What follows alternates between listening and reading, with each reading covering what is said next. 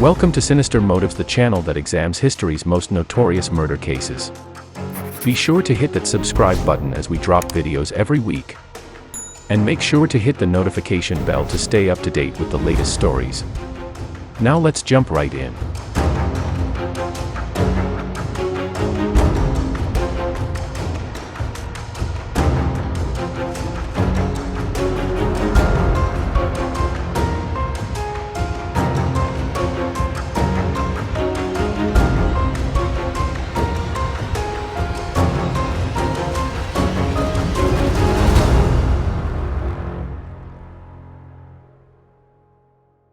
This show features real crime scene photos and actual participants. Illustrational stock footage is also used for narrational purposes. This video contains sensitive content and may not be suitable for children. Viewer discretion is advised.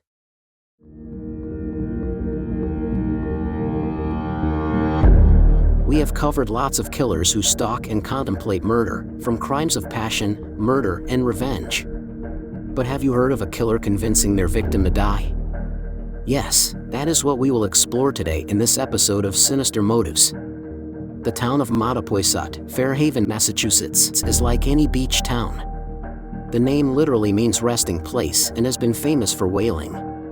In the summer of 2014, the old Rochester Regional High School lost a bright young man named Conrad Roy.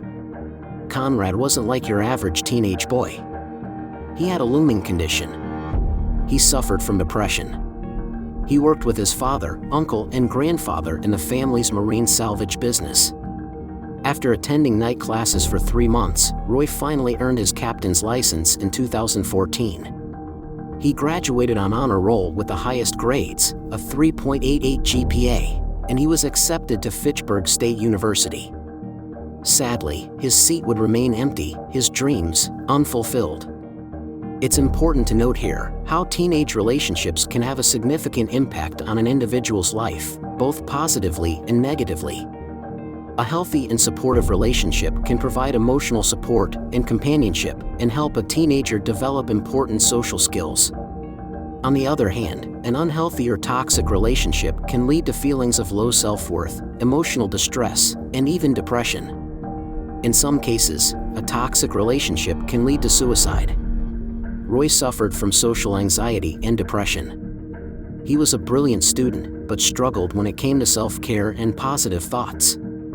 His life seemed to change in the summer of 2012 when he met Michelle Carter during a family vacation in Florida. Michelle Carter lived in Plainsville, just 50 miles from Conrad's hometown. The two hit it off instantly and would text each other all day. They became very close very fast. Her best friend Samantha describes her as a nice person but with slightly unhinged thoughts sometimes. She also suffered from an eating disorder and had to seek professional help because her eating habits affected her well-being. Michelle Carter was voted most likely to brighten your day at her school. She seemed to exude an uplifting personality. Carter struggled with depression as well and was on medication for her mental health. Roy and Carter took citalopram for their illness and bonded over their difficult situation. Initially, all was well. Carter was there for Roy when he struggled with suicidal tendencies. He joined a group that dealt with depressive disorders and seemed to be doing better sometimes. Once, when he was 17, he attempted suicide, but was saved by a friend from the group he had joined. She phoned in her concern that he had overdosed on sleeping pills. Michelle Carter's behavior changed over the years. Initially, she encouraged him to seek professional help, but her tone seemed to take a dark twist in June 2014, the month before his death. Coincidentally, this is when she started using citalopram, the same antidepressant Conrad Roy was prescribed. The warning label on the box says it could cause suicidal tendencies, which is a fact to keep in mind for this part of the narrative. The texts you see next will have you questioning whether this girl was a sociopath or just plain cruel. It seemed as though she was frustrated that he wasn't going through. So I guess you aren't gonna do it then. All that talking for nothing. I'm just confused. Like you were so ready and determined. I am gonna eventually. I really don't know what I'm waiting for, but I have everything lined up. A lot of teens who knew Carter claimed she came off as desperate and needy. Her best friend, Sam Boardman, would try to look out for her and knew Carter often cut herself. But she was busy with her part-time job and claims it was like a hole you couldn't fill. Michelle Carter was always trying to make plans for friends to get together but ended up not having many friends. The day he lost his life, Conrad Roy wanted to back off. If you read the texts, he really wants someone to hold him back. It's like a cry for help. He is in a sad place and he needs someone to tell him to come back. Let that sink in. This 17-year-old girl who claimed to love the boy told him to do it. She told him to kill himself.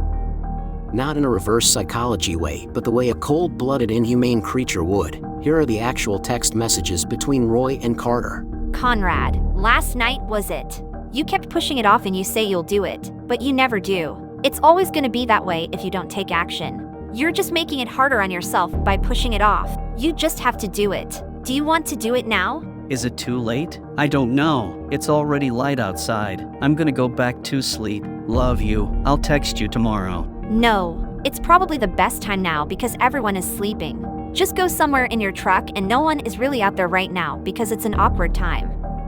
If you don't do it now, you're never gonna do it. And you can say you'll do it tomorrow, but you probably won't. I don't know. I'm stressing. You're fine. It's gonna be okay. You just gotta do it, babe. You can't think about it. Okay, I got this. Yes, you do. I believe in you. Did you delete the messages? Yes, but you're going to keep messaging me. I will until you turn on the generator. Are you gonna do it now? I just don't know how to leave them, you know? Say you're gonna go to the store or something. Like, I want them to know that I love them. That's the one thing they definitely know. You're overthinking. I know I'm overthinking. I've been overthinking for a while now. I know. You just have to do it like you said.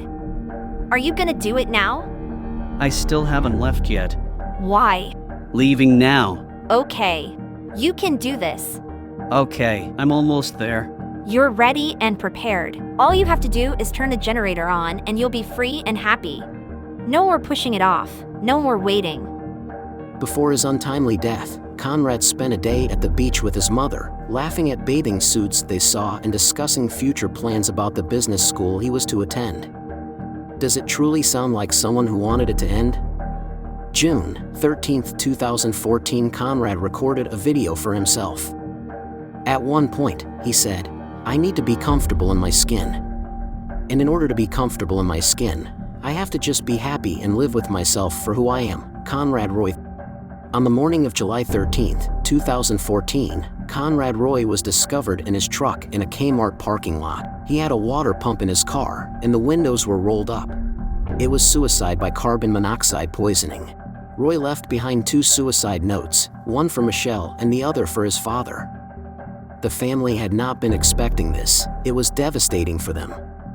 Michelle posted an ode to her boyfriend on Facebook. She even attended his funeral and bonded with his family, later texting his sister Camden for his ashes. She did not disclose her role or any knowledge of his suicide plans. Once the police had a chance to go through Conrad Roy's phone, they immediately sought out Carter at school and asked her for her phone and laptop passwords.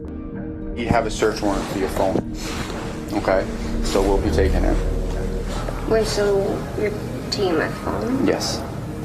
For what reason? I'll explain. We're going to explain it all to you. They found enough evidence to put her under arrest. Despite the heavy evidence, Carter remained out on bail for 3 years, during which she got to attend her senior prom, went to Disneyland with her friends, and had somewhat a normal life awaiting trial. She even hosted a fundraising event in memory of Conrad.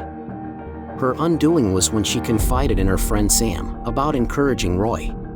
Sam, his death is my fault. Like, honestly, I could have stopped him.